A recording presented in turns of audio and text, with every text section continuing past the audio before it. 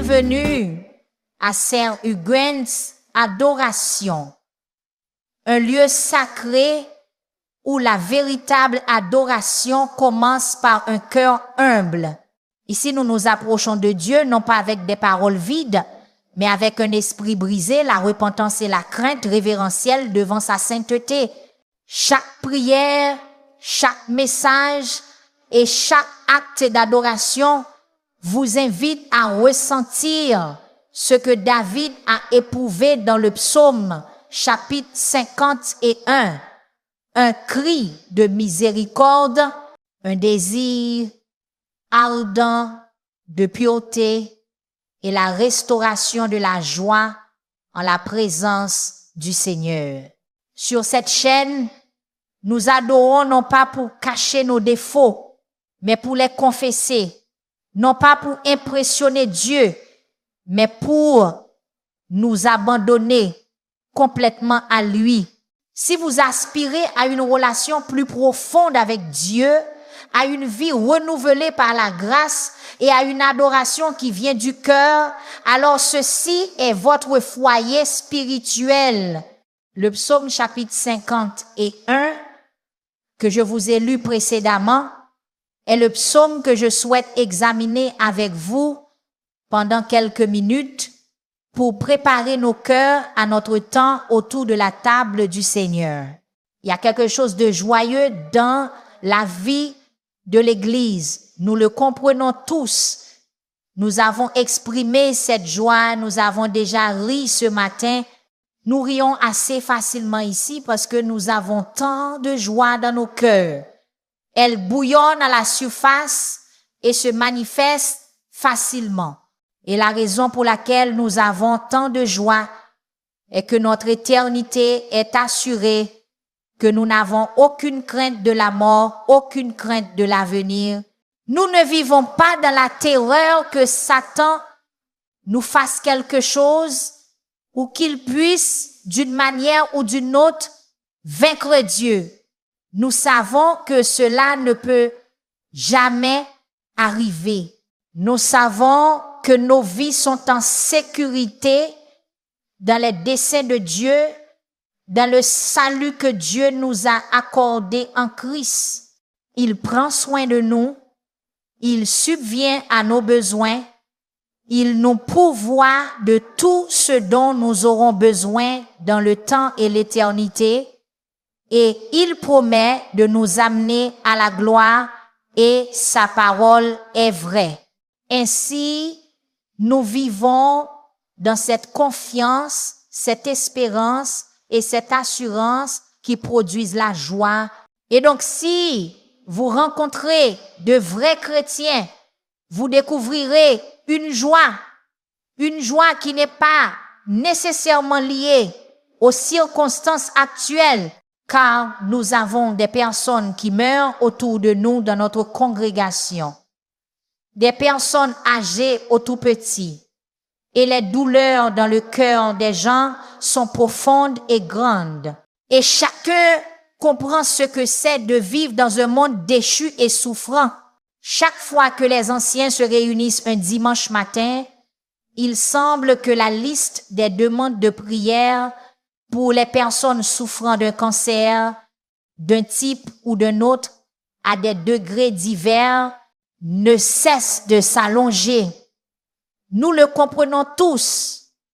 Nous comprenons tous la grande douleur et la difficulté de la vie, mais il y a toujours quelque chose d'une joie écrasante à avoir l'assurance que Dieu est responsable de absolument tout et que notre éternité est assurée par la promesse du ciel.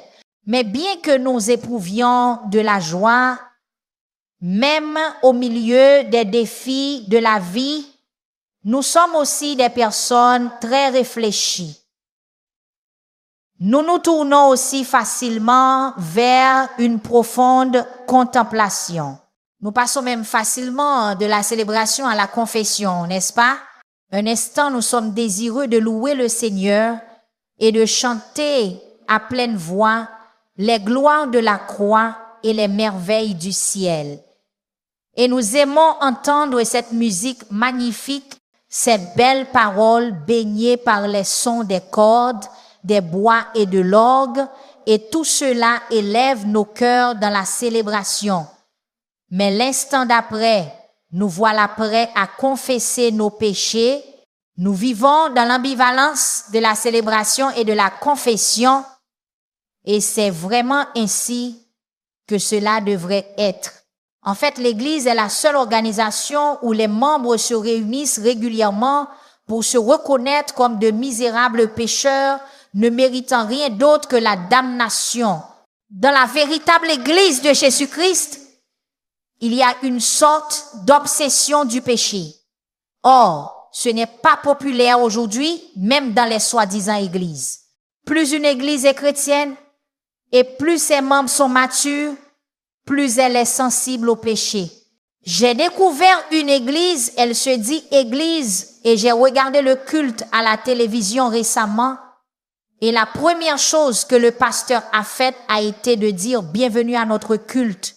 Nous allons adorer le Seigneur ensemble. Et il a dit, prions. Et les premiers mots qui sont sortis de sa bouche, alors qu'il articulait sa prière, étaient, ô Seigneur, nous renions tout ce qui est négatif.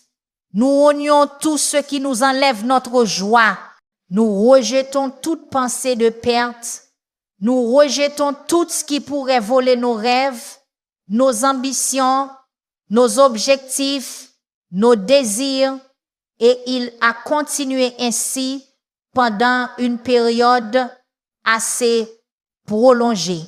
Et je me suis dit, si cela est chrétien, c'est certainement aussi infantile et immature qu'une prière chrétienne pourrait l'être, car le cœur et l'âme d'un vrai croyant qui vient adorer est, avant tout, de faire face à la réalité de sa propre nature pécheresse. Nous venons confesser des choses qui sont négatives. Nous venons confesser notre faiblesse, nos incapacités, notre caractère trompeur, notre tendance à être malhonnête, déloyaux, sans amour, méchants, la déchéance de notre chair. Bouzet, le recyclage constant de nos tendances à l'iniquité et au péché dans les mêmes catégories. Les églises qui ne parlent que de bonnes choses, qui ne parlent jamais du péché, qui ne conduisent jamais les gens à une contemplation sérieuse et à la confession du péché, pourraient ne pas être chrétiennes du tout. Elles peuvent être des églises, mais non composées de chrétiens, ou si certains sont chrétiens, ils sont du type le plus immature. Plus un croyant est mature, plus il est susceptible d'ouvrir la bouche dans toute expression d'adoration et de commencer avant tout par une confession de sa propre indignité. C'était Ésaïe, qui était le meilleur homme de sa nation, le prophète de Dieu, le plus noble de tous, qui dans Ésaïe chapitre 6 a dit « Je suis un homme aux lèvres impures et j'habite au milieu d'un peuple aux lèvres impures. » Et il a prononcé une malédiction sur lui-même pour sa propre misérable nature pécheresse. C'est l'apôtre Paul dans Romains chapitre 7 qui a dit « Misérable que je suis, qui me délivrera du corps de cette mort. » Il était le meilleur d'entre nous peut être le plus noble chrétien qui ait jamais vécu, et il était vraiment désemparé et submergé par sa propre misérable nature pécheresse. Chaque fois que l'Église se réunit pour adorer le dimanche ici, cela donne l'occasion à l'un de nous de prononcer une prière pastorale. Et une partie de cette prière pastorale prononcée pendant le culte habituellement après la lecture de l'Écriture est de reconnaître notre indignité, notre nature pécheresse. Reconnaître que non seulement nous sommes pécheurs et indignes, mais que nos rêves, nos ambitions, nos désirs et nos objectifs sont corrompus.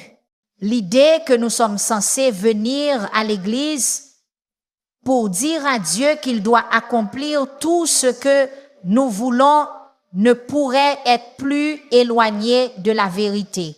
Nous venons dire, Seigneur, les choses que je désire peuvent être des choses mondaines, terrestres, passagères, temporelles et même des choses pécheresses et même corruptrices. Au contraire, je veux ce que tu veux pour moi, le plus haut, le meilleur et le bien.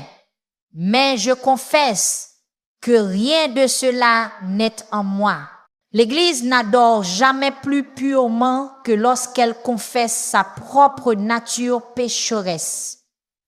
Car c'est la plateforme par laquelle nous entrons dans l'adoration, la reconnaissance de notre propre nature pécheresse et de notre propre indignité. Tout le monde comprend que David était un grand adorateur, n'est-ce pas? Un grand adorateur.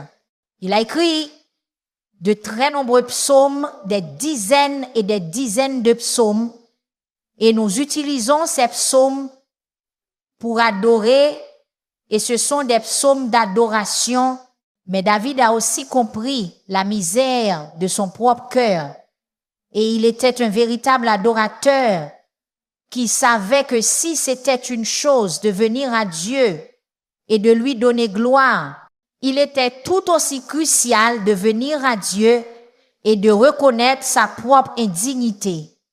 Ce David n'est pas un novice spirituel, c'est un homme selon le cœur de Dieu. Il n'a pas écrit ce psaume à un moment immature de sa vie. Il l'a écrit à l'apogée de sa vie, au sommet même de la bénédiction divine sur sa vie. C'était un homme selon le cœur de Dieu. C'était un homme qui haïssait l'iniquité et l'injustice chez les autres, mais qui les haïssait encore plus en lui-même. Et donc, il sera celui qui nous conduira dans notre confession ce matin. Regardons un instant le psaume chapitre 51. Nous allons juste avoir un aperçu de ce grand psaume. Sa caractéristique est la vraie confession, c'est de cela qu'il s'agit. Il est le cœur brisé et contrit qu'il décrit au verset 17. C'est lui. Et il sait que Dieu ne méprisera pas un cœur brisé et contrit.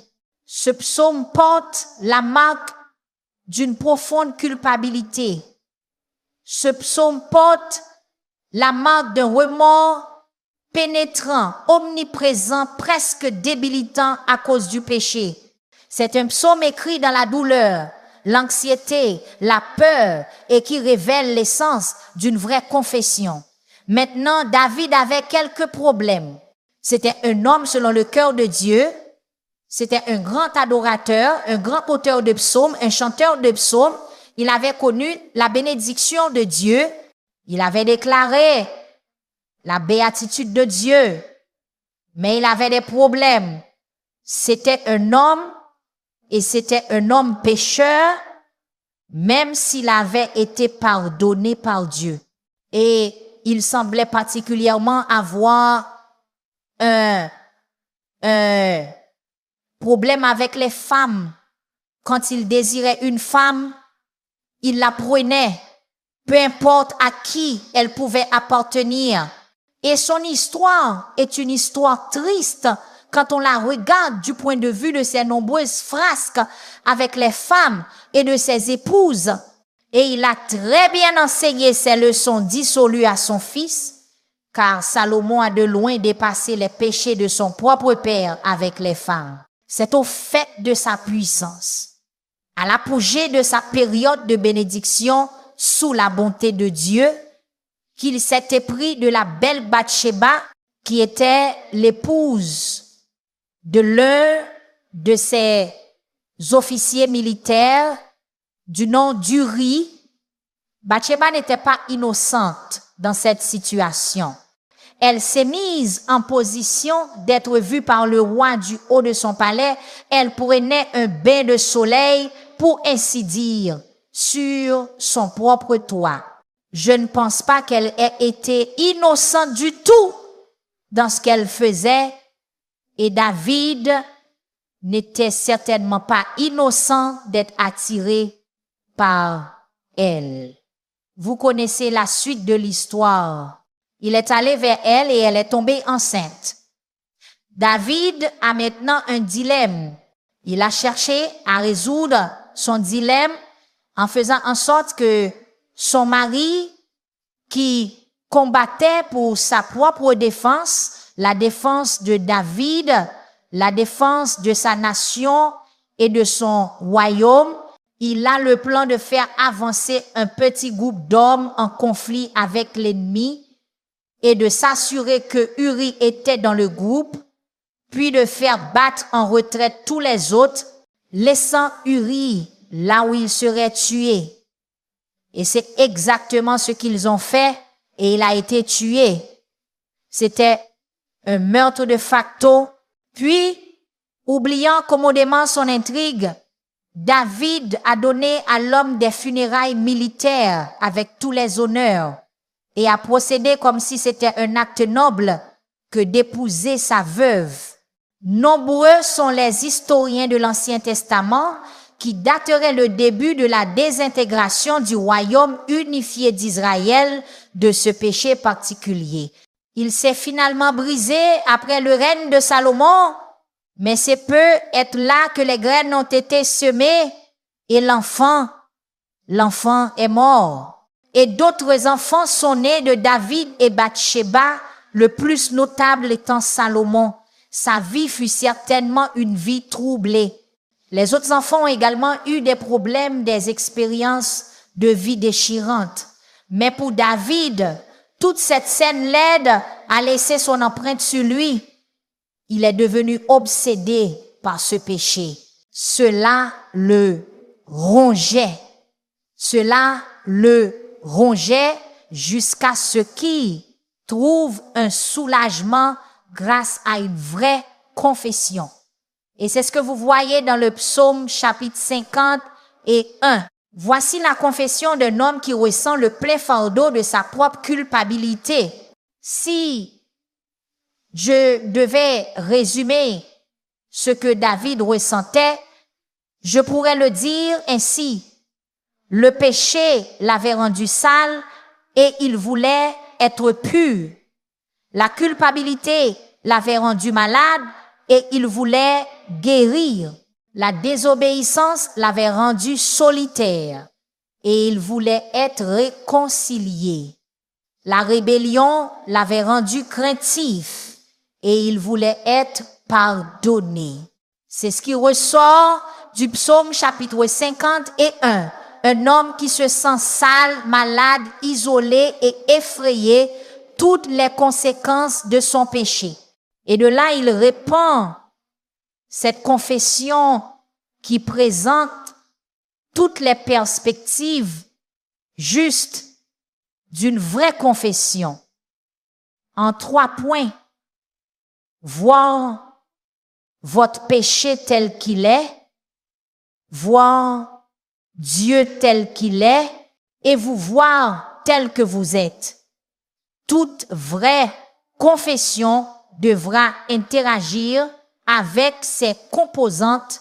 Tout d'abord, il est clair, d'après ce psaume, que David comprenait son péché pour ce qu'il était, et il y a au moins 5 aspects à sa perspective sur son péché.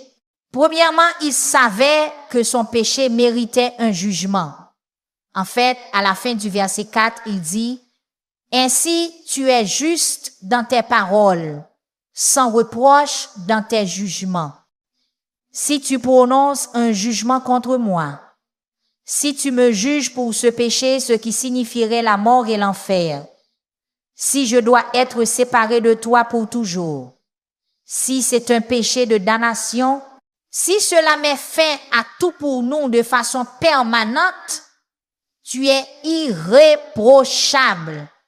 Tu es irréprochable. C'est une confession de sa propre culpabilité et cela mérite un jugement. En revenant au verset 1, cependant, regardons-le du point de vue de la déclaration d'ouverture et pitié de moi, ô Dieu. Ou dans la deuxième ligne, selon la grandeur de ta compassion, il fait appel à la grâce et à la compassion. Pourquoi? Parce qu'il ne peut pas faire appel à la justice. Il ne peut pas faire appel à la loi. Il ne peut pas faire appel au mérite. Il ne peut pas faire appel à ses réalisations. Il comprend ce qu'il mérite et il sait que Dieu serait irréprochable s'il le condamnait. Il implore, la seule chose qu'il puisse implorer, c'est la grâce, ce qui implique qu'il savait qu'il méritait le jugement. Dans le psaume chapitre 103, verset 10, il est dit, « Il ne nous traite pas selon nos péchés, il ne nous punit pas selon nos iniquités. Si nous recevions ce que nous devrions recevoir, nous périons tous éternellement. » Le psaume chapitre 130, verset 3 dit, « Si tu gardais le souvenir des iniquités, Seigneur, qui pourraient subsister, il sait donc ce que tout vrai pénitent sait, qu'il mérite le jugement. Il ressent le poids du jugement, c'est de l'humilité. Il mérite le salaire du péché, qui est la mort. » Il y a une grande illustration de cela parmi beaucoup d'autres dans l'Écriture, dans ce que je pense être probablement la prière la plus instructive de l'Ancien Testament. C'est dans Daniel chapitre 9, alors que Daniel prie pour son peuple. Elle a ce même sens que ce qu'ils méritent tous, c'est le jugement. Daniel chapitre 9, verset 4. Je priai l'Éternel mon Dieu et je fis cette confession. Ah, Seigneur, Dieu grand et redoutable, qui garde ton alliance et ta miséricorde envers ceux qui t'aiment et qui observent tes commandements. Nous avons péché, nous avons commis l'iniquité, nous avons fait le mal et nous nous sommes révoltés, nous nous sommes détournés de tes commandements et de tes ordonnances. Et puis verset 7, à toi Seigneur la justice et à nous la confusion. Verset 8, la confusion nous appartient car nous avons péché contre toi. Verset 11, tout Israël a transgressé ta loi. Ainsi, la malédiction a été déversée sur nous. Nous le méritons. C'est là que commence la vraie confession, avec la reconnaissance que nous méritons le jugement. Même en tant que croyant, la reconnaissance que je dois être châtié pour mon péché. David était un croyant. Il ne parlait pas ici du jugement éternel au sens plus personnel. Il dit, je sais que je mérite tout jugement juste qui devrait tomber sur moi pour cette iniquité. Il y a un sens dans lequel, en tant que croyants, nous savons que tout le temps que nous vivons dans ce monde, Dieu a à tout moment le droit de faire tomber le jugement sur nos têtes, de nous discipliner. Nous ne pouvons faire appel qu'à la miséricorde. Et c'est le deuxième point. Le vrai pénitence, c'est qu'il mérite le jugement. La vraie pénitence reconnaît que son seul recours est la miséricorde. Selon ta bonté, sois miséricordieux envers moi. Selon ta compassion, il implore la compassion. Le mot bonté est foi essed. C'est un mot de l'Ancien Testament pour la grâce ou la miséricorde. Je ne peux implorer rien d'autre. Je ne peux demander que miséricorde ou grâce. Qu'est-ce que c'est? Une faveur imméritée. une considération imméritée, un retrait de jugement immérité.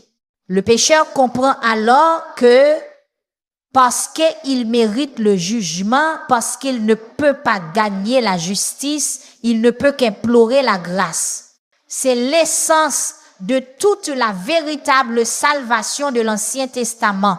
Des pécheurs qui savaient qu'ils ne pouvaient obtenir de Dieu par leur propre mérite rien d'autre que le jugement, imploraient la miséricorde et la grâce.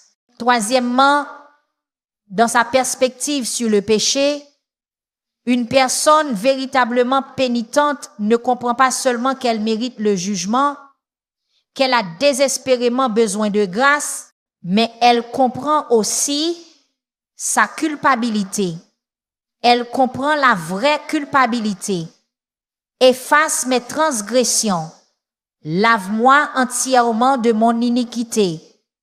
Remarquez ses pronoms personnels. Purifie-moi de mon péché. Je connais mes transgressions et mon péché est constamment devant moi. Il y a beaucoup de moi et de mon culpabilité personnelle. Et David utilise tous les mots pour le mal. Il dit, efface mes transgressions. Lave-moi de mon iniquité. Purifie-moi de mon péché. Puis utilise le mot transgression à nouveau, puis le mot péché au verset 4.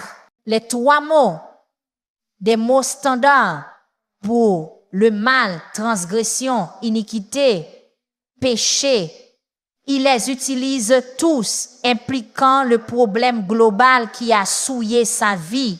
Il est accablé par la culpabilité du péché, par toutes les définitions. Je suis coupable. Ce que cela signifie, c'est un quatrième élément. Il accepte toute la responsabilité. Il sait qu'il mérite le jugement. Il a besoin de grâce. Il est véritablement coupable et il doit assumer l'entière responsabilité.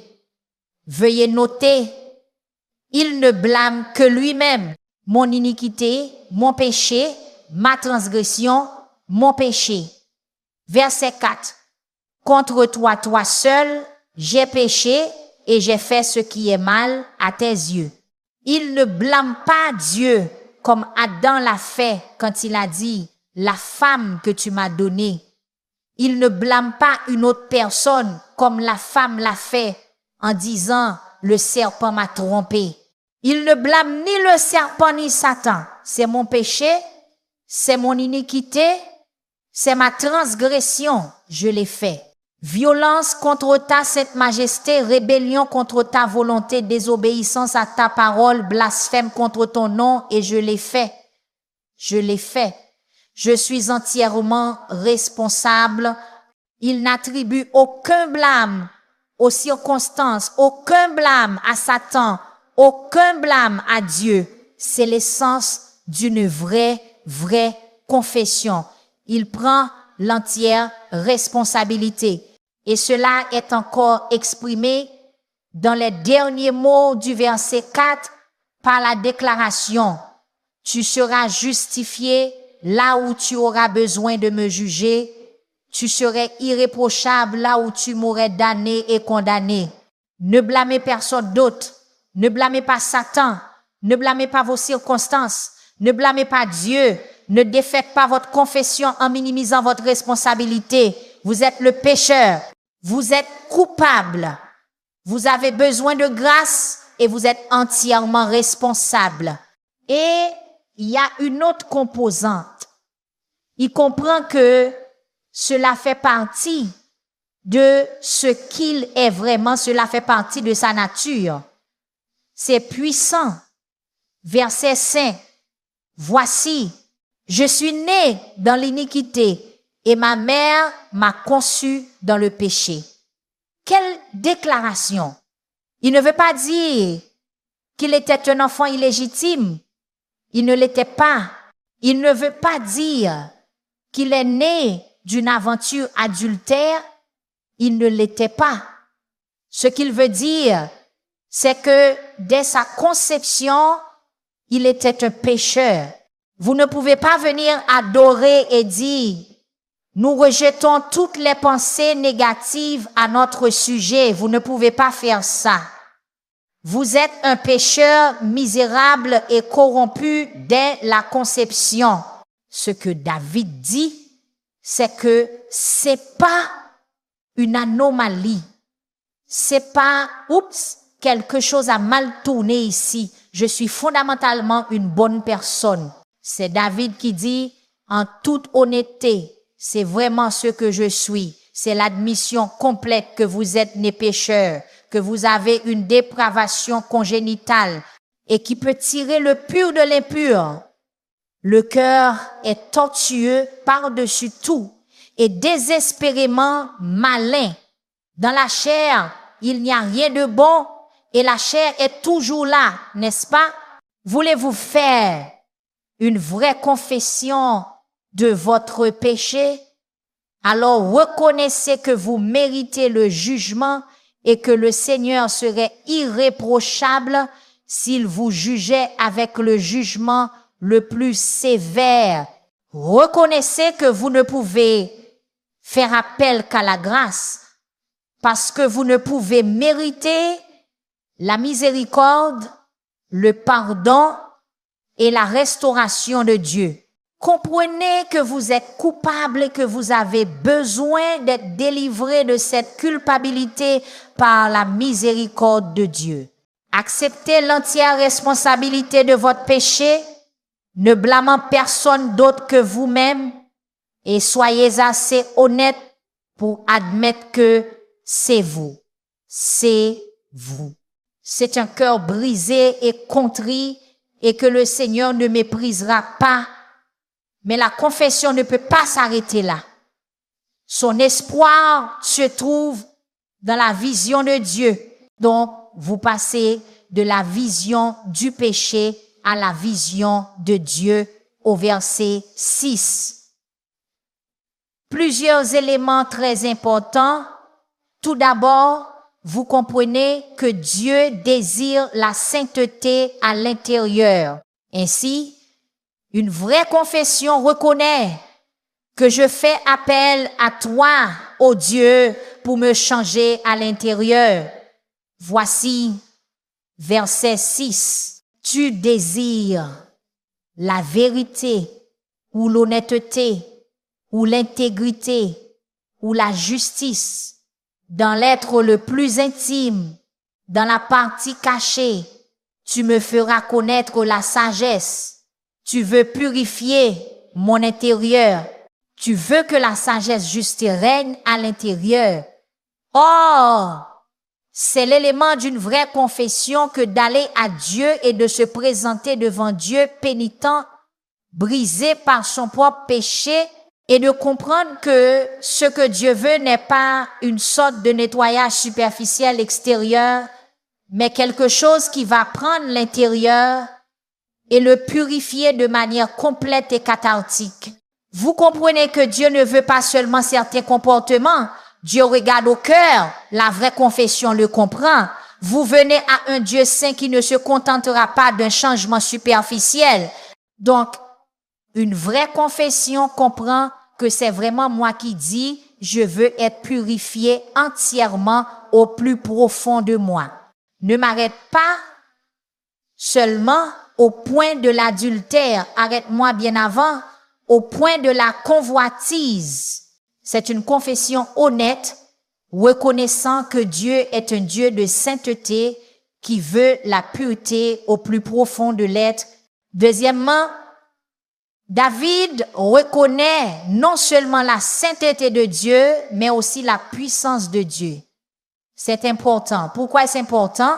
Parce que vous ne voulez pas venir chercher la purification auprès d'un Dieu qui n'a pas le pouvoir de le faire. Alors il dit, de manière si importante au verset 7, purifie-moi avec l'hysope, et quel en sera le résultat? Je serai pur, lave-moi, je serai plus blanc que la neige. Si tu me purifies, je serai pur. Si tu me purifies, je serai pur. Je ne peux pas le faire C'est l'idée que l'on ne peut pas se relever par ses propres moyens. Vous ne pouvez pas le faire par des résolutions bien intentionnées, par exemple, je dois venir à toi. L'hysope, d'ailleurs, était un arbuste utilisé pour appliquer le sang et l'eau lors d'une cérémonie de purification, et il emprunte simplement cette image: purifie-moi cérémonieusement. Lave-moi, fais-le toi, ô Dieu, car si tu le fais, ce sera fait, ce sera complet. Tu as le pouvoir, tu as le pouvoir. Tu peux effacer mes transgressions, tu peux me laver, et bien que mes péchés soient comme l'écarlate, tu peux les rendre comme la laine. Bien qu'ils soient rouges comme le cramoisi, ils peuvent être aussi blancs que la neige. Ésaïe chapitre 1. Vous venez à un Dieu qui a le pouvoir d'opérer une véritable purification. Le prochain attribut que vous devriez savoir être vrai de Dieu était sa volonté ou sa bonté. Il a déjà déclaré que Dieu est un Dieu de compassion. Est-il disposé à faire cela? C'est un Dieu de bonté. Selon ta bonté, une réalité déjà établie là au verset 1. Il a expérimenté que Dieu est un Dieu de grâce et de pardon et de miséricorde et de compassion et de bonté. C'est critique. Il sait donc que Dieu désire que cela se produise. Au verset 8, fais-moi entendre la joie et l'allégresse, que les eaux que tu as brisées se réjouissent. Il veut la restauration. Il veut la réconciliation. Dieu lui a brisé les os. Métaphoriquement parlant, il a écrasé. Il a maintenant un cœur brisé et contrit. Il veut la restauration qu'il sait que Dieu désire. Quand vous allez vers le Seigneur au moment de la confession et que vous versez votre cœur avec cette attitude de vraie confession, vous savez déjà que c'est ce que Dieu attend. Et lorsque cette confession vient, la discipline prend fin parce que Dieu est par nature un Dieu qui pardonne. Verset 9. Détourne ta face de mes péchés, efface toutes mes iniquités. Il sait que cela est conforme à la nature de Dieu. Michée chapitre 7, versets 18 et 19. Quel Dieu est semblable à toi qui pardonne l'iniquité, ou comme il est dit dans les psaumes, il éloigne de nous nos transgressions. Psaume chapitre 103, verset 12. Aussi loin que l'Orient est de l'Occident, il les ensevelit dans les profondeurs de la mer. Il ne s'en souvient plus. Dieu est pardonneur par nature. Psaume chapitre 4, 26, verset 5. Psaume chapitre 99, verset 8. Psaume chapitre 130, verset 4. Partout. Mais Psaume chapitre 130, verset 4, bon à se rappeler. Mais le pardon se trouve auprès de toi. Dieu est donc saint. Cela établit la norme. Cela établit la norme pour le pardon. Il veut la sainteté. Il est puissant. Cela établit la source de cette purification. Il a le pouvoir de la réaliser. Il est disposé parce que c'est ce qu'il désire. Il est pardonneur. Il comprend donc son péché et il comprend son Dieu. Et voici donc au verset 10 sa prière. C'est la prière du pénitent qui comprend son péché et comprend son Dieu. Crée en moi un cœur pur, ô Dieu, et renouvelle en moi un esprit bien disposé. Ne me rejette pas loin de ta face et ne me retire pas ton Esprit Saint. Rends-moi la joie de ton salut et soutiens-moi par un esprit de bonne volonté. Je veux juste le pardon. Je veux un cœur pur, pas un cœur souillé. Je veux un esprit inébranlable, pas un esprit chancelant, doublé et infidèle. Je ne veux pas de cet isolement, de cette solitude cosmique, d'être séparé de toi. Je ne veux pas que tu me retires ton Esprit Saint. Cela ne signifie pas qu'un croyant peut avoir l'Esprit Saint et se le voir retiré. David est roi. Il a une onction spéciale sur sa vie, une onction qui était indiquée comme la venue de l'Esprit. Rappelez-vous, dans l'Ancien Testament, il est dit, l'Esprit de Dieu vint sur un tel et il prophétisa et l'Esprit de Dieu se retira. C'est un don unique de l'Ancien Testament de la part de Dieu, un don de l'Esprit pour un rôle unique au sein des desseins de Dieu dans le royaume théocratique. David veut avoir l'onction à l'avenir. Il veut être un roi fidèle. Il veut être utile à Dieu. Et puis au verset 12, il veut la joie qu'il avait autrefois dans le salut. Il n'a pas perdu son salut, il a juste perdu la joie. Et il veut un esprit de bonne volonté. Un esprit qui n'est dévoué qu'à ce qui plaît à Dieu. C'est le cri du cœur d'un homme vraiment pénitent. Nous pourrions en dire beaucoup plus à ce sujet, mais pour conclure, il y a une perspective sur lui-même qui est en jeu ici, regardant maintenant son propre but, sa propre vie. Si en tant que croyant, je traite le péché de la bonne manière, que je comprends Dieu de la bonne manière, je dois toujours me considérer moi-même. Et David l'a fait.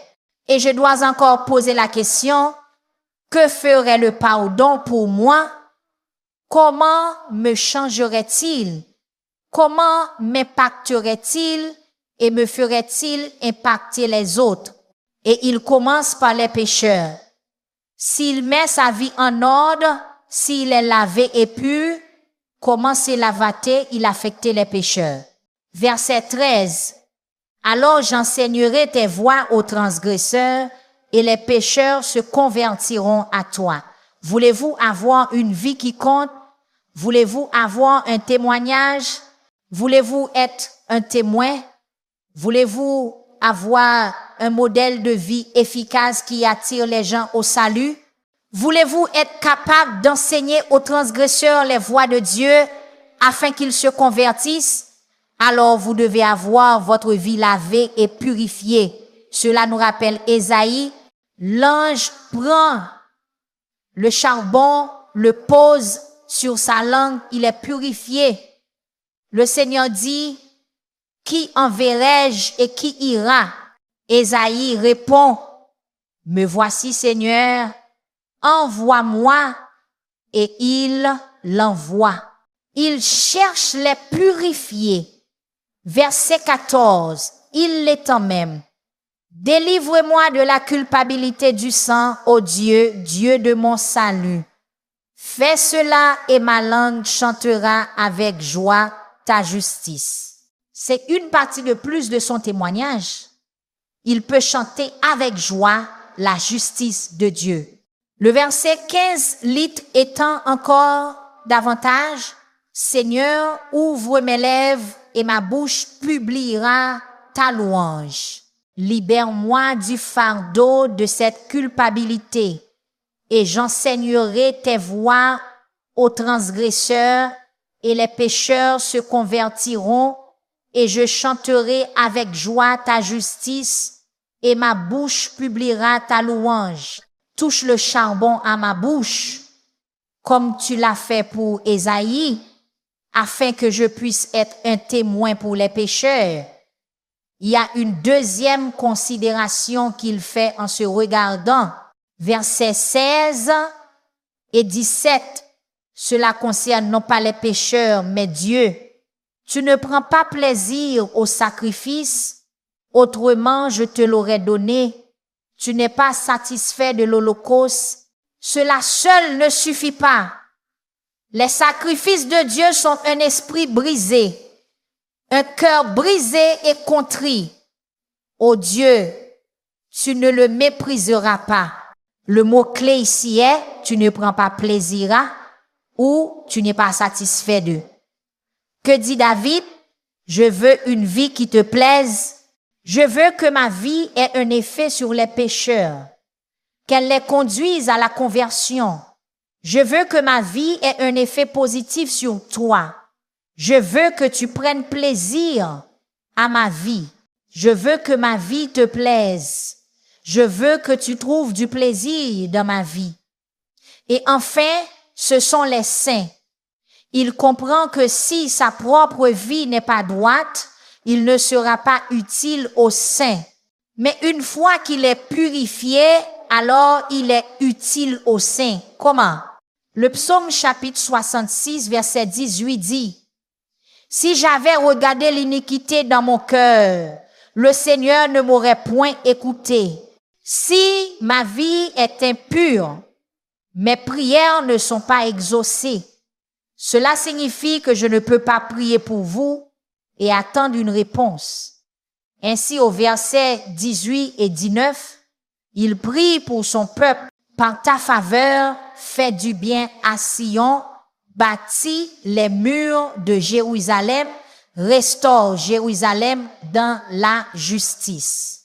Alors, tu prendras plaisir à des sacrifices de justice parce que ce ne seront pas seulement des offrandes externes, ce seront des sacrifices de justice et des holocaustes entiers, et alors de jeunes taureaux seront offerts sur ton autel, ce qui signifie avec une attitude juste. Le point étant qu'il sent maintenant qu'il peut prier pour son peuple. Le point est le suivant. Si ma vie n'est pas pure, alors je ne peux pas être un évangéliste efficace auprès des pécheurs. Je ne peux pas apporter de joie à Dieu. Et je ne peux pas être utile pour intercéder en faveur des saints. Les prières d'un homme juste produisent beaucoup. Qu'est-ce qui est en jeu ici? Votre utilité pour les perdus, votre utilité pour l'Église et même votre utilité pour Dieu. Père, alors que nous nous approchons maintenant de cette table, nous reconnaissons dans nos propres vies notre propre nature pécheresse. Puissions-nous voir le péché comme le psalmiste l'a vu, digne de jugement, ayant besoin de grâce, produisant la culpabilité. Puissions-nous accepter l'entière responsabilité de notre péché. Puissions-nous comprendre que c'est une expression de ce que nous sommes réellement dans notre chair restante et notre condition déchue. Puissions-nous venir à toi comme à un Dieu saint qui désire une pureté interne véritable, comme à un Dieu assez puissant pour opérer cette transformation, qui est disposé à pardonner, et puisses-tu faire cette œuvre en nous. Purifie-nous, Seigneur, afin que nous puissions être utiles aux pécheurs et aux saints, et que nous puissions même t'apporter de la joie. Seigneur, maintenant que nous nous approchons de cette table, nous réalisons ce que David ne savait pas encore, que le Seigneur Jésus-Christ, sur la croix, a payé la rançon pour rendre ce pardon disponible. Nous ne demandons pas le salut, nous voulons retrouver la joie de notre salut. Nous t'appartenons déjà, nous voulons la pureté de vie parce que nous voulons être utiles et nous voulons t'apporter de la joie et nous voulons être capables d'administrer efficacement aux saints. En nous approchant de la table du Seigneur, il nous a été rappelé que nous ne devions pas venir indignement.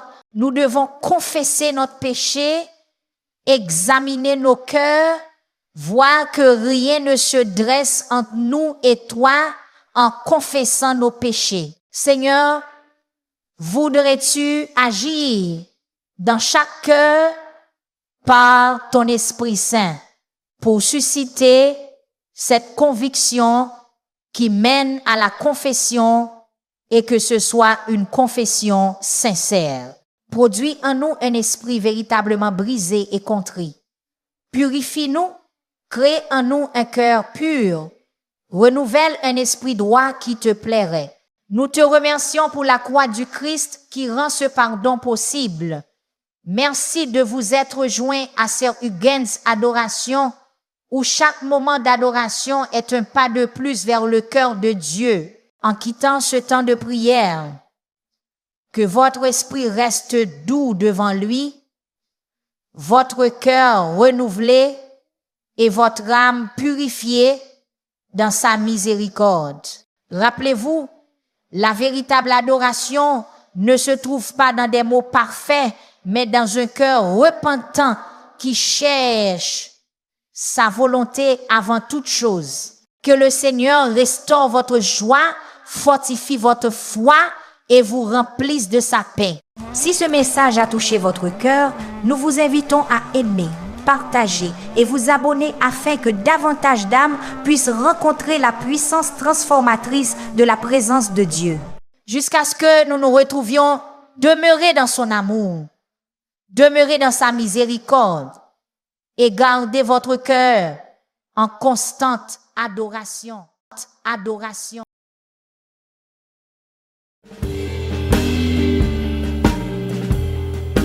Bienvenue à Sœur Huguen's adoration, un lieu sacré où la véritable adoration commence par un cœur humble. Ici, nous nous approchons de Dieu non pas avec des paroles vides, mais avec un esprit brisé, la repentance et la crainte révérentielle devant sa sainteté. Chaque prière, chaque message et chaque acte d'adoration vous invite à ressentir ce que David a éprouvé dans le psaume chapitre 51. Un cri de miséricorde, un désir ardent de pureté et la restauration de la joie en la présence du Seigneur. Sur cette chaîne, nous adorons non pas pour cacher nos défauts, mais pour les confesser. Non pas pour impressionner Dieu, mais pour nous abandonner complètement à lui. Si vous aspirez à une relation plus profonde avec Dieu, à une vie renouvelée par la grâce et à une adoration qui vient du cœur, alors ceci est votre foyer spirituel. Le psaume chapitre 51 que je vous ai lu précédemment est le psaume que je souhaite examiner avec vous pendant quelques minutes pour préparer nos cœurs à notre temps autour de la table du Seigneur. Il y a quelque chose de joyeux dans la vie de l'Église. Nous le comprenons tous. Nous avons exprimé cette joie, nous avons déjà ri ce matin. Nous rions assez facilement ici parce que nous avons tant de joie dans nos cœurs. Elle bouillonne à la surface et se manifeste facilement. Et la raison pour laquelle nous avons tant de joie est que notre éternité est assurée, que nous n'avons aucune crainte de la mort, aucune crainte de l'avenir. Nous ne vivons pas dans la terreur que Satan nous fasse quelque chose ou qu'il puisse, d'une manière ou d'une autre, vaincre Dieu. Nous savons que cela ne peut jamais arriver. Nous savons que nos vies sont en sécurité dans les desseins de Dieu, dans le salut que Dieu nous a accordé en Christ. Il prend soin de nous, il subvient à nos besoins, il nous pourvoit de tout ce dont nous aurons besoin dans le temps et l'éternité, et il promet de nous amener à la gloire et sa parole est vraie. Ainsi, nous vivons dans cette confiance, cette espérance et cette assurance qui produisent la joie. Et donc, si vous rencontrez de vrais chrétiens, vous découvrirez une joie qui n'est pas nécessairement liée aux circonstances actuelles, car nous avons des personnes qui meurent autour de nous dans notre congrégation, des personnes âgées aux tout petits, et les douleurs dans le cœur des gens sont profondes et grandes. Et chacun comprend ce que c'est de vivre dans un monde déchu et souffrant. Chaque fois que les anciens se réunissent un dimanche matin, il semble que la liste des demandes de prière pour les personnes souffrant d'un cancer, d'un type ou d'un autre, à des degrés divers, ne cesse de s'allonger. Nous le comprenons tous. Nous comprenons tous la grande douleur et la difficulté de la vie, mais il y a toujours quelque chose d'une joie écrasante à avoir l'assurance que Dieu est responsable de absolument tout et que notre éternité est assurée par la promesse du ciel. Mais bien que nous éprouvions de la joie, même au milieu des défis de la vie, nous sommes aussi des personnes très réfléchies. Nous nous tournons aussi facilement vers une profonde contemplation. Nous passons même facilement de la célébration à la confession, n'est-ce pas? Un instant, nous sommes désireux de louer le Seigneur et de chanter à pleine voix les gloires de la croix et les merveilles du ciel. Et nous aimons entendre cette musique magnifique, cette belle parole baignée par les sons des cordes, des bois et de l'orgue, et tout cela élève nos cœurs dans la célébration.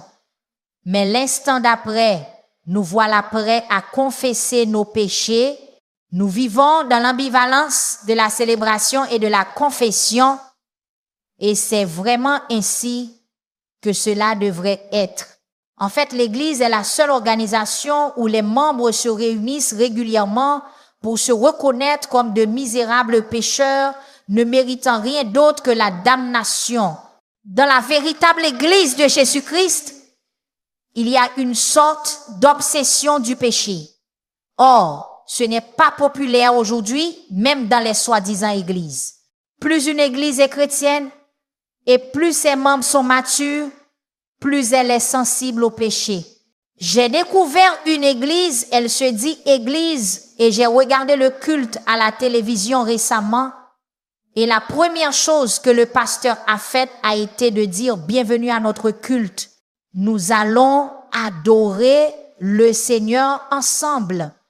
Et il a dit, prions. Et les premiers mots qui sont sortis de sa bouche, alors qu'il articulait sa prière, étaient, ô Seigneur, nous renions tout ce qui est négatif. Nous renions tout ce qui nous enlève notre joie. Nous rejetons toute pensée de perte. Nous rejetons tout ce qui pourrait voler nos rêves, nos ambitions, nos objectifs, nos désirs. Et il a continué ainsi pendant une période assez prolongée. Et je me suis dit, si cela est chrétien, c'est certainement aussi infantile et immature qu'une prière chrétienne pourrait l'être, car le cœur et l'âme d'un vrai croyant qui vient adorer est, avant tout, de faire face à la réalité de sa propre nature pécheresse. Nous venons confesser des choses qui sont négatives. Nous venons confesser notre faiblesse, nos incapacités, notre caractère trompeur, notre tendance à être malhonnête, déloyaux, sans amour, méchants, la déchéance de notre chair. Bouset, le recyclage constant de nos tendances à l'iniquité et au péché dans les mêmes catégories. Les églises qui ne parlent que de bonnes choses, qui ne parlent jamais du péché, qui ne conduisent jamais les gens à une contemplation sérieuse et à la confession du péché, pourraient ne pas être chrétiennes du tout. Elles peuvent être des églises, mais non composées de chrétiens, ou si certains sont chrétiens, ils sont du type le plus immature. Plus un croyant est mature, plus il est susceptible d'ouvrir la bouche dans toute expression d'adoration et de commencer avant tout par une confession de sa propre indignité. C'était Ésaïe, qui était le meilleur homme de sa nation, le prophète de Dieu, le plus noble de tous, qui dans Ésaïe chapitre 6 a dit « Je suis un homme aux lèvres impures et j'habite au milieu d'un peuple aux lèvres impures. » Et il a prononcé une malédiction sur lui-même pour sa propre misérable nature pécheresse. C'est l'apôtre Paul dans Romains chapitre 7 qui a dit « Misérable que je suis, qui me délivrera du corps de cette mort. » Il était le meilleur d'entre nous peut être le plus noble chrétien qui ait jamais vécu, et il était vraiment désemparé et submergé par sa propre misérable nature pécheresse. Chaque fois que l'Église se réunit pour adorer le dimanche ici, cela donne l'occasion à l'un de nous de prononcer une prière pastorale. Et une partie de cette prière pastorale prononcée pendant le culte, habituellement après la lecture de l'Écriture, est de reconnaître notre indignité, notre nature pécheresse.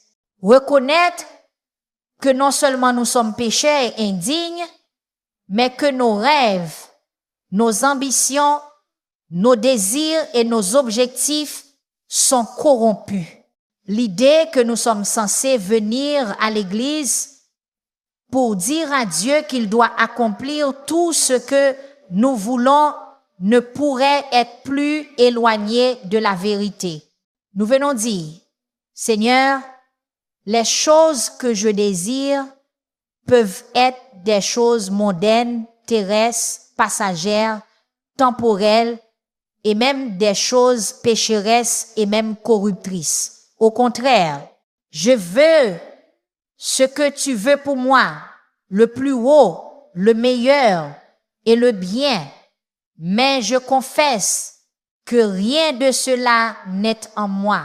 L'Église n'adore jamais plus purement que lorsqu'elle confesse sa propre nature pécheresse. Car c'est la plateforme par laquelle nous entrons dans l'adoration, la reconnaissance de notre propre nature pécheresse et de notre propre indignité.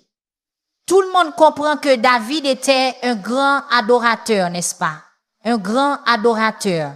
Il a écrit de très nombreux psaumes, des dizaines et des dizaines de psaumes, et nous utilisons ces psaumes pour adorer, et ce sont des psaumes d'adoration, mais David a aussi compris la misère de son propre cœur, et il était un véritable adorateur qui savait que si c'était une chose de venir à Dieu et de lui donner gloire, il était tout aussi crucial de venir à Dieu et de reconnaître sa propre indignité. Ce David n'est pas un novice spirituel, c'est un homme selon le cœur de Dieu. Il n'a pas écrit ce psaume à un moment immature de sa vie. Il l'a écrit à l'apogée de sa vie, au sommet même de la bénédiction divine sur sa vie. C'était un homme selon le cœur de Dieu. C'était un homme qui haïssait l'iniquité et l'injustice chez les autres, mais qui les haïssait encore plus en lui-même. Et donc, il sera celui qui nous conduira dans notre confession ce matin.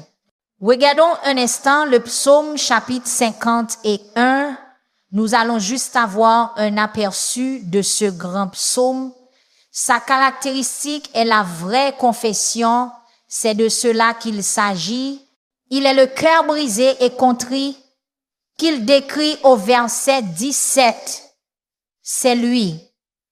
Et il sait que Dieu ne méprisera pas un cœur brisé et contrit. Ce psaume porte la marque d'une profonde culpabilité.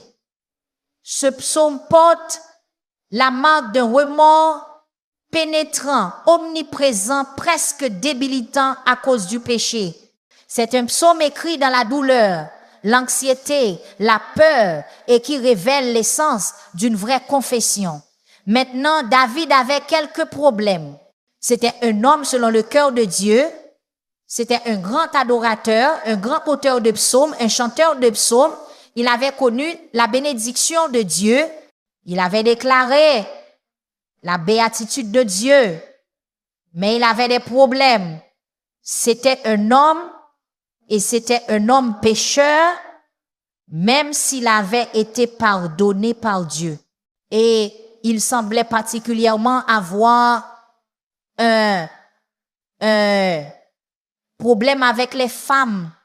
Quand il désirait une femme, il la prenait, peu importe à qui elle pouvait appartenir. Et son histoire est une histoire triste quand on la regarde du point de vue de ses nombreuses frasques avec les femmes et de ses épouses.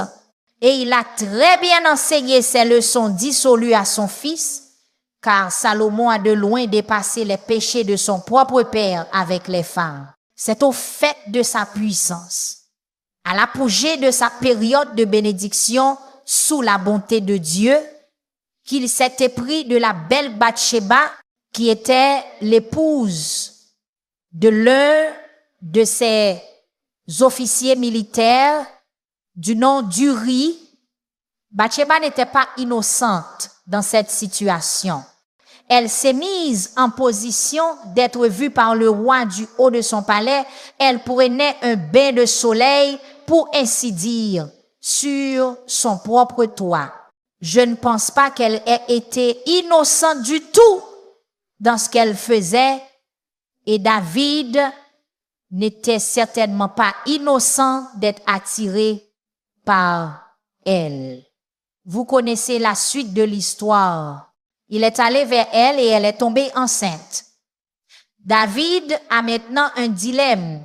Il a cherché à résoudre son dilemme en faisant en sorte que son mari, qui combattait pour sa propre défense, la défense de David, la défense de sa nation et de son royaume, il a le plan de faire avancer un petit groupe d'hommes en conflit avec l'ennemi et de s'assurer que Uri était dans le groupe, puis de faire battre en retraite tous les autres, laissant Uri là où il serait tué. Et c'est exactement ce qu'ils ont fait, et il a été tué. C'était un meurtre de facto. Puis, oubliant commodément son intrigue, David a donné à l'homme des funérailles militaires avec tous les honneurs et a procédé comme si c'était un acte noble que d'épouser sa veuve. Nombreux sont les historiens de l'Ancien Testament qui dateraient le début de la désintégration du royaume unifié d'Israël de ce péché particulier. Il s'est finalement brisé après le règne de Salomon, mais c'est peu être là que les graines ont été semées et l'enfant est mort. Et d'autres enfants sont nés de David et Bathsheba, le plus notable étant Salomon. Sa vie fut certainement une vie troublée. Les autres enfants ont également eu des problèmes, des expériences de vie déchirantes. Mais pour David, toute cette scène laide a laissé son empreinte sur lui. Il est devenu obsédé par ce péché. Cela le rongeait. Cela le rongeait jusqu'à ce qu'il trouve un soulagement grâce à une vraie confession. Et c'est ce que vous voyez dans le psaume chapitre 50:1. Voici la confession d'un homme qui ressent le plein fardeau de sa propre culpabilité. Si je devais résumer ce que David ressentait, je pourrais le dire ainsi. Le péché l'avait rendu sale et il voulait être pur. La culpabilité l'avait rendu malade et il voulait guérir. La désobéissance l'avait rendu solitaire et il voulait être réconcilié. La rébellion l'avait rendu craintif et il voulait être pardonné. C'est ce qui ressort du psaume chapitre 51. Un homme qui se sent sale, malade, isolé et effrayé, toutes les conséquences de son péché. Et de là, il répand cette confession qui présente toutes les perspectives justes d'une vraie confession. En 3 points, voir votre péché tel qu'il est, voir Dieu tel qu'il est et vous voir tel que vous êtes. Toute vraie confession devra interagir avec ses composantes. Tout d'abord, il est clair, d'après ce psaume, que David comprenait son péché pour ce qu'il était, et il y a au moins 5 aspects à sa perspective sur son péché. Premièrement, il savait que son péché méritait un jugement. En fait, à la fin du verset 4, il dit, « Ainsi tu es juste dans tes paroles, sans reproche dans tes jugements. Si tu prononces un jugement contre moi, si tu me juges pour ce péché, ce qui signifierait la mort et l'enfer, si je dois être séparé de toi pour toujours, si c'est un péché de damnation, si cela met fin à tout pour nous de façon permanente, tu es irréprochable. Tu es irréprochable. C'est une confession de sa propre culpabilité et cela mérite un jugement. En revenant au verset 1, cependant, regardons-le du point de vue de la déclaration d'ouverture et pitié de moi, ô Dieu. Ou dans la deuxième ligne, selon la grandeur de ta compassion, il fait appel à la grâce et à la compassion. Pourquoi? Parce qu'il ne peut pas faire appel à la justice. Il ne peut pas faire appel à la loi.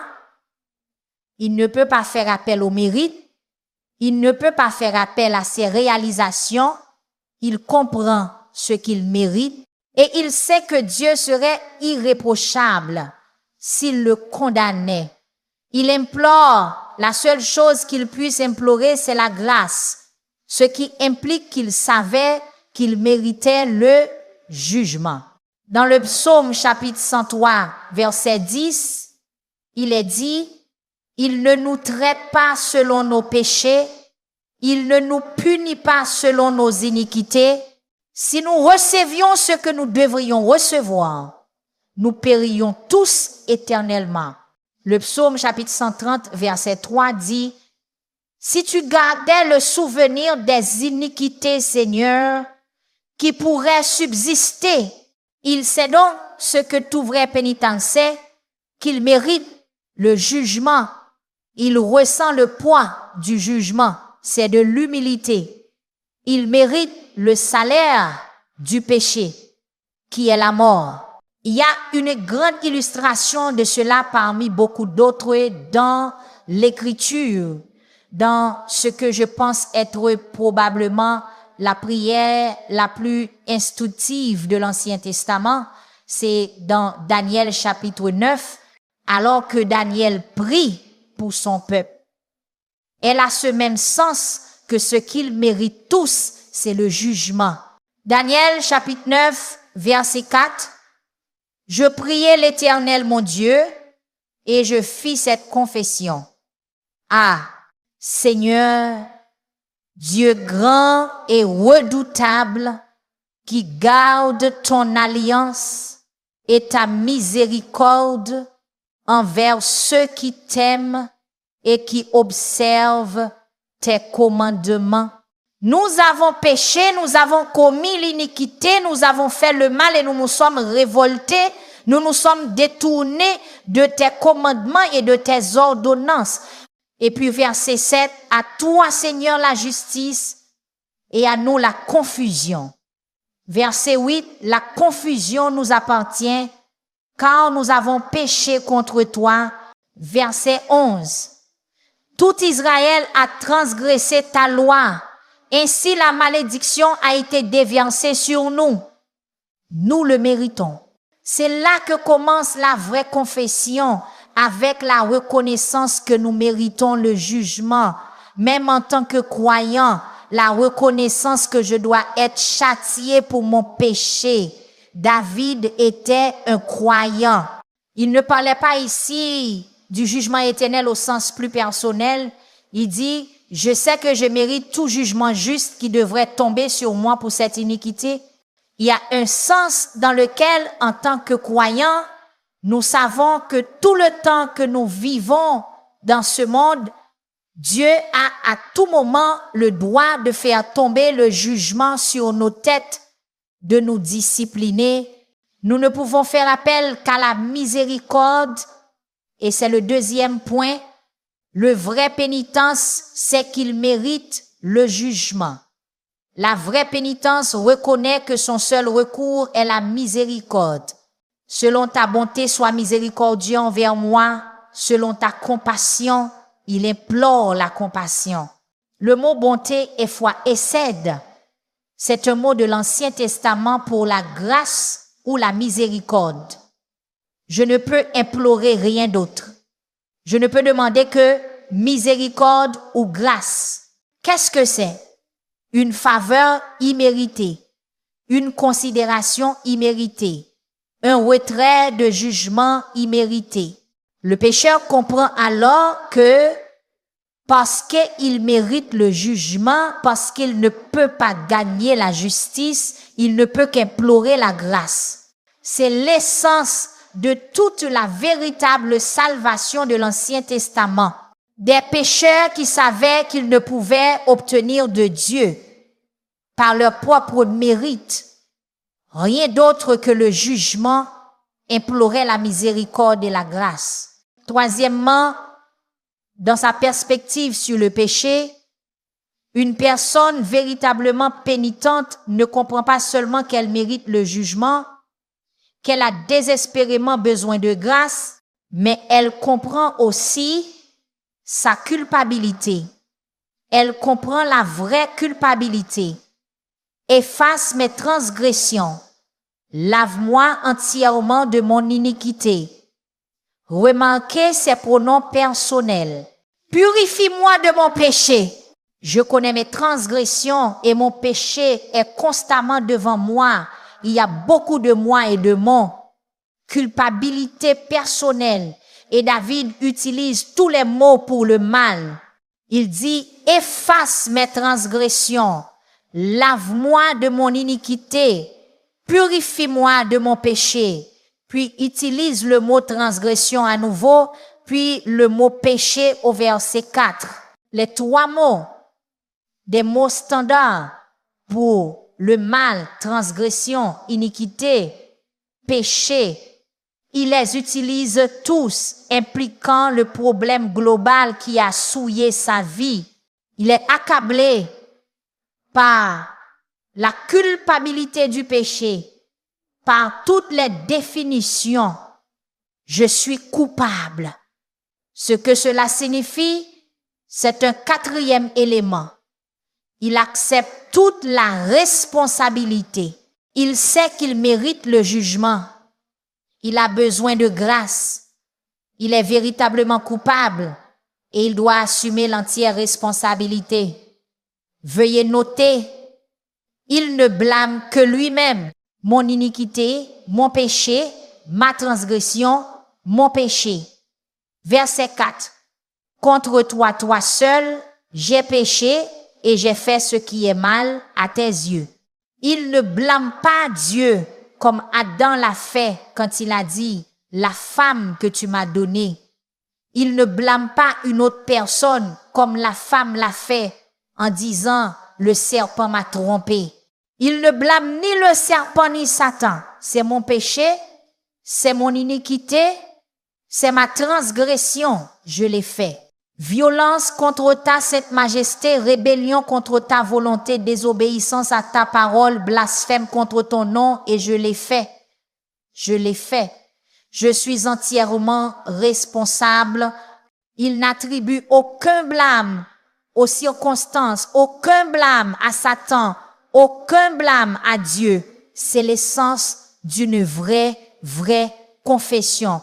Il prend l'entière responsabilité. Et cela est encore exprimé dans les derniers mots du verset 4 par la déclaration: tu seras justifié là où tu auras besoin de me juger. Tu serais irréprochable là où tu m'aurais damné et condamné. Ne blâmez personne d'autre. Ne blâmez pas Satan. Ne blâmez pas vos circonstances. Ne blâmez pas Dieu. Ne défaites pas votre confession en minimisant votre responsabilité. Vous êtes le pécheur. Vous êtes coupable. Vous avez besoin de grâce et vous êtes entièrement responsable. Et il y a une autre composante. Il comprend que cela fait partie de ce qu'il est vraiment, cela fait partie de sa nature. C'est puissant. Verset 5. Voici, je suis né dans l'iniquité et ma mère m'a conçu dans le péché. Quelle déclaration! Il ne veut pas dire qu'il était un enfant illégitime. Il ne l'était pas. Il ne veut pas dire qu'il est né d'une aventure adultère. Il ne l'était pas. Ce qu'il veut dire, c'est que dès sa conception, il était un pécheur. Vous ne pouvez pas venir adorer et dire: nous rejetons toutes les pensées négatives à notre sujet. Vous ne pouvez pas faire ça. Vous êtes un pécheur misérable et corrompu dès la conception. Ce que David dit, c'est que c'est pas une anomalie. C'est pas, oups, quelque chose a mal tourné ici. Je suis fondamentalement une bonne personne. C'est David qui dit, en toute honnêteté, c'est vraiment ce que je suis. C'est l'admission complète que vous êtes né pécheurs, que vous avez une dépravation congénitale et qui peut tirer le pur de l'impur. Le cœur est tortueux par-dessus tout et désespérément malin. Dans la chair, il n'y a rien de bon et la chair est toujours là, n'est-ce pas? Voulez-vous faire une vraie confession de votre péché? Alors reconnaissez que vous méritez le jugement et que le Seigneur serait irréprochable s'il vous jugeait avec le jugement le plus sévère. Reconnaissez que vous ne pouvez faire appel qu'à la grâce parce que vous ne pouvez mériter la miséricorde, le pardon et la restauration de Dieu. Comprenez que vous êtes coupable et que vous avez besoin d'être délivré de cette culpabilité par la miséricorde de Dieu. Acceptez l'entière responsabilité de votre péché, ne blâmant personne d'autre que vous-même, et soyez assez honnête pour admettre que c'est vous. C'est vous. C'est un cœur brisé et contrit et que le Seigneur ne méprisera pas. Mais la confession ne peut pas s'arrêter là. Son espoir se trouve dans la vision de Dieu. Donc, vous passez de la vision du péché à la vision de Dieu au verset 6. Plusieurs éléments très importants. Tout d'abord, vous comprenez que Dieu désire la sainteté à l'intérieur.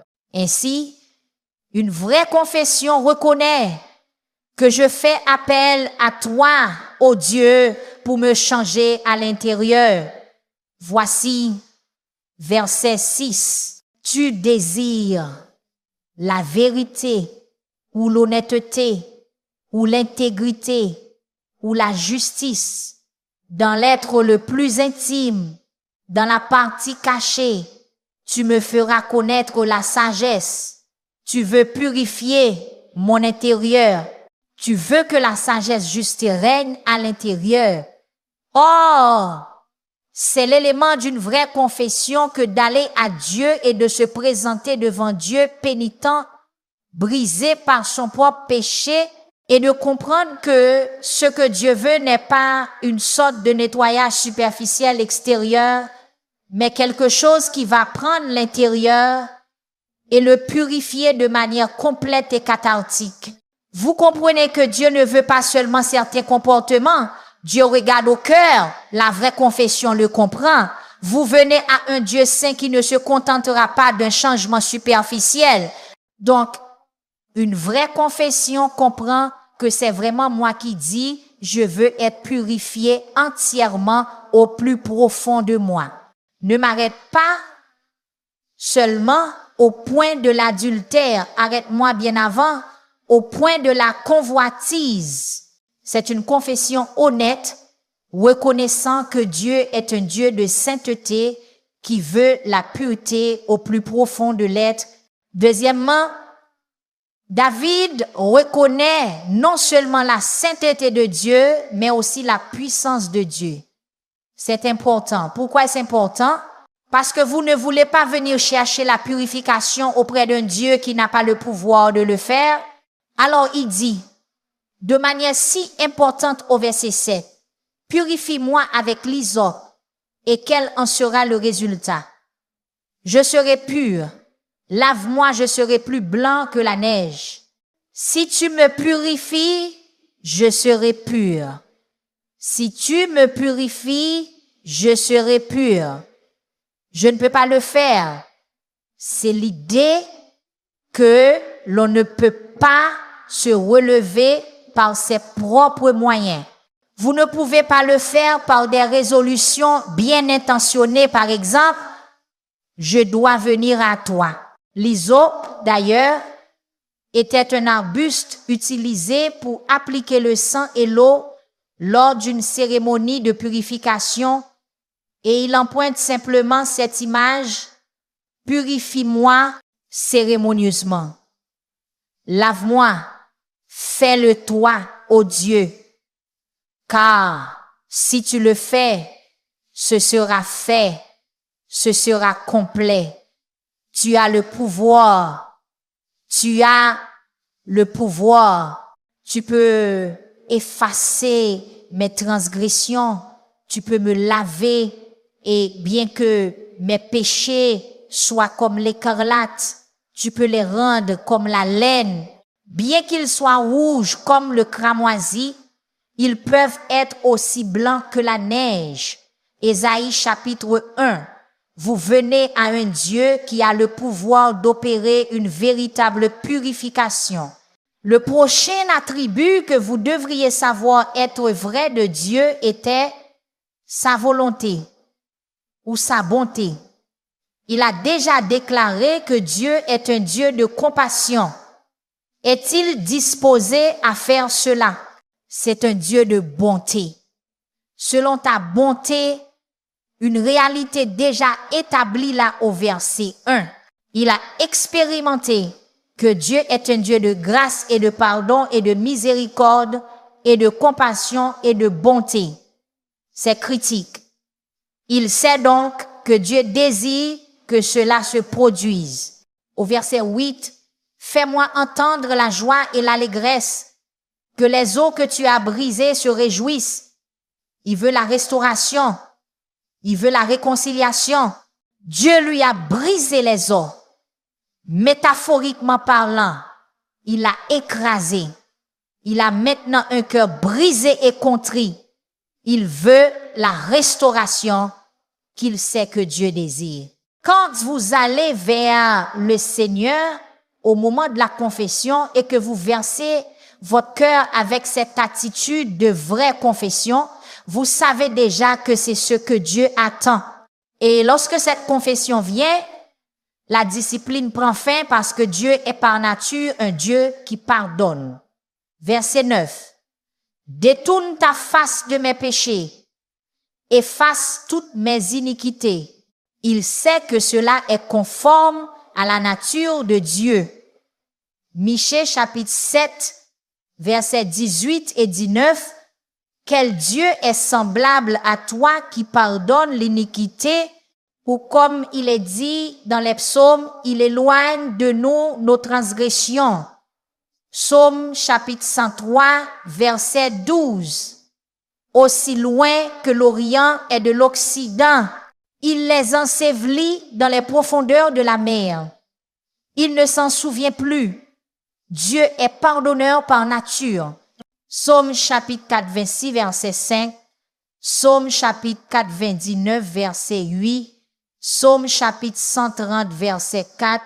Partout. Mais Psaume chapitre 130, verset 4, bon à se rappeler. Mais le pardon se trouve auprès de toi. Dieu est donc saint. Cela établit la norme. Cela établit la norme pour le pardon. Il veut la sainteté. Il est puissant. Cela établit la source de cette purification. Il a le pouvoir de la réaliser. Il est disposé parce que c'est ce qu'il désire. Il est pardonneur. Il comprend donc son péché et il comprend son Dieu. Et voici donc au verset 10 sa prière. C'est la prière du pénitent qui comprend son péché et comprend son Dieu. Crée en moi un cœur pur, ô Dieu, et renouvelle en moi un esprit bien disposé.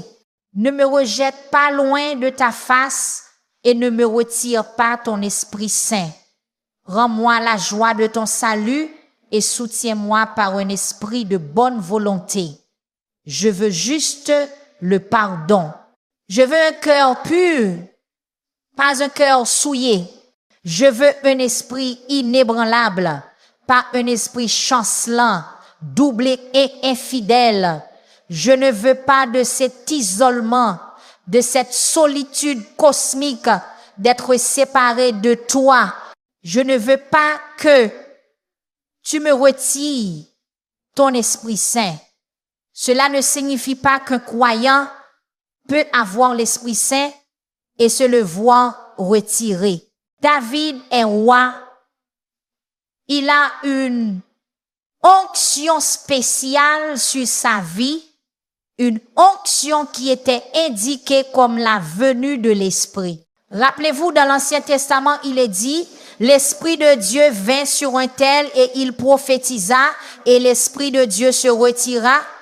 C'est un don unique de l'Ancien Testament de la part de Dieu, un don de l'Esprit pour un rôle unique au sein des desseins de Dieu dans le royaume théocratique.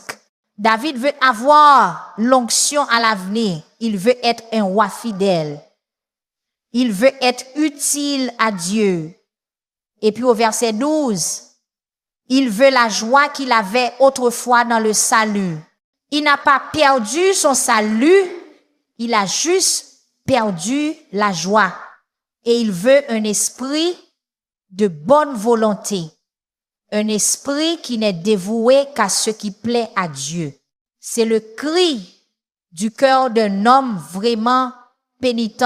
Nous pourrions en dire beaucoup plus à ce sujet, mais pour conclure, il y a une perspective sur lui-même qui est en jeu ici. Regardant maintenant son propre but, sa propre vie, si en tant que croyant je traite le péché de la bonne manière, que je comprends Dieu de la bonne manière, je dois toujours me considérer moi-même. Et David l'a fait. Et je dois encore poser la question, que ferait le pardon pour moi? Comment me changerait-il? Comment m'impacterait-il et me ferait-il impacter les autres? Et il commence par les pécheurs. S'il met sa vie en ordre, s'il est lavé et pur, comment c'est lavaté, il affectait les pécheurs. Verset 13. Alors j'enseignerai tes voies aux transgresseurs et les pécheurs se convertiront à toi. Voulez-vous avoir une vie qui compte? Voulez-vous avoir un témoignage? Voulez-vous être un témoin? Voulez-vous avoir un modèle de vie efficace qui attire les gens au salut? Voulez-vous être capable d'enseigner aux transgresseurs les voies de Dieu afin qu'ils se convertissent? Alors vous devez avoir votre vie lavée et purifiée. Cela nous rappelle Ésaïe. L'ange prend le charbon, le pose sur sa langue, il est purifié. Le Seigneur dit, qui enverrai-je et qui ira? Ésaïe répond, me voici Seigneur, envoie-moi, et il l'envoie. Il cherche les purifiés. Verset 14, il l'étend même. Délivre-moi de la culpabilité du sang, ô Dieu, Dieu de mon salut. Fais cela et ma langue chantera avec joie ta justice. C'est une partie de plus de son témoignage. Il peut chanter avec joie la justice de Dieu. Le verset 15 lit étant encore davantage, Seigneur, ouvre mes lèvres et ma bouche publiera ta louange. Libère-moi du fardeau de cette culpabilité et j'enseignerai tes voies aux transgresseurs et les pécheurs se convertiront et je chanterai avec joie ta justice et ma bouche publiera ta louange. Touche le charbon à ma bouche comme tu l'as fait pour Ésaïe afin que je puisse être un témoin pour les pécheurs. Il y a une deuxième considération qu'il fait en se regardant. Versets 16 et 17. Cela concerne non pas les pécheurs, mais Dieu.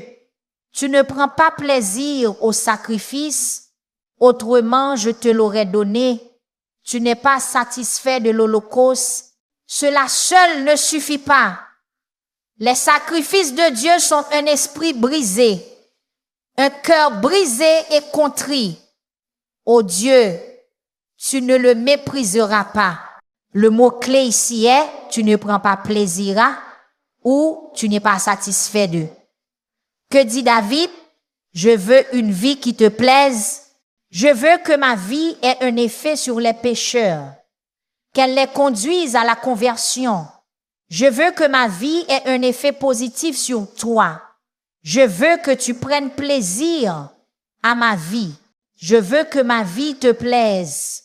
Je veux que tu trouves du plaisir dans ma vie. Et enfin, ce sont les saints. Il comprend que si sa propre vie n'est pas droite, il ne sera pas utile aux saints. Mais une fois qu'il est purifié, alors il est utile aux saints. Comment?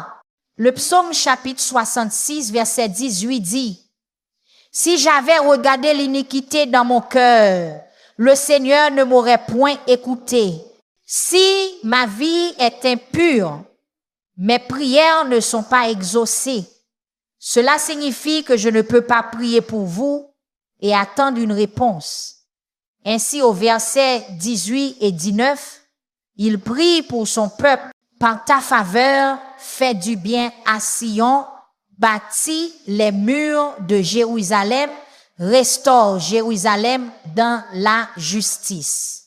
Alors, tu prendras plaisir à des sacrifices de justice parce que ce ne seront pas seulement des offrandes externes, ce seront des sacrifices de justice et des holocaustes entiers et alors de jeunes taureaux seront offerts sur ton autel, ce qui signifie avec une attitude juste. Le point étant qu'il sent maintenant qu'il peut prier pour son peuple.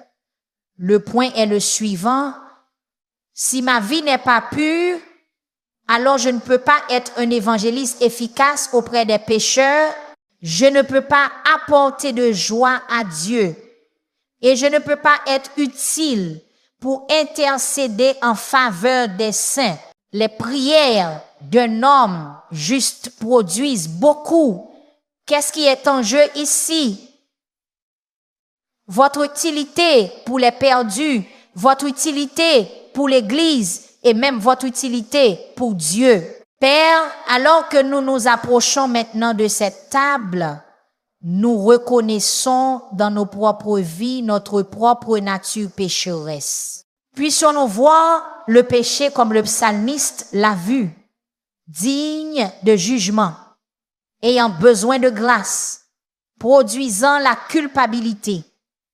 Puissions-nous accepter l'entière responsabilité de notre péché. Puissions-nous comprendre que c'est une expression de ce que nous sommes réellement dans notre chair restante et notre condition déchue. Puissions-nous venir à toi comme à un Dieu saint qui désire une pureté interne véritable, comme à un Dieu assez puissant pour opérer cette transformation, qui est disposé à pardonner, et puisses-tu faire cette œuvre en nous.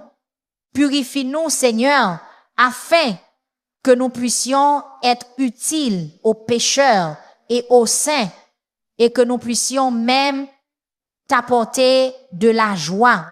Seigneur, maintenant que nous nous approchons de cette table, nous réalisons ce que David ne savait pas encore, que le Seigneur Jésus-Christ, sur la croix, a payé la rançon pour rendre ce pardon disponible. Nous ne demandons pas le salut, nous voulons retrouver la joie de notre salut. Nous t'appartenons déjà, nous voulons la pureté de vie parce que nous voulons être utiles et nous voulons t'apporter de la joie et nous voulons être capables d'administrer efficacement aux saints. En nous approchant de la table du Seigneur, il nous a été rappelé que nous ne devions pas venir indignement. Nous devons confesser notre péché, examiner nos cœurs, voir que rien ne se dresse entre nous et toi en confessant nos péchés. Seigneur, voudrais-tu agir dans chaque cœur par ton Esprit Saint pour susciter cette conviction qui mène à la confession et que ce soit une confession sincère. Produis en nous un esprit véritablement brisé et contrit. Purifie-nous, crée en nous un cœur pur, renouvelle un esprit droit qui te plairait. Nous te remercions pour la croix du Christ qui rend ce pardon possible. Merci de vous être joints à Sœur Huguen's adoration, où chaque moment d'adoration est un pas de plus vers le cœur de Dieu. En quittant ce temps de prière, que votre esprit reste doux devant lui, votre cœur renouvelé et votre âme purifiée dans sa miséricorde. Rappelez-vous, la véritable adoration ne se trouve pas dans des mots parfaits, mais dans un cœur repentant qui cherche sa volonté avant toute chose. Que le Seigneur restaure votre joie, fortifie votre foi et vous remplisse de sa paix.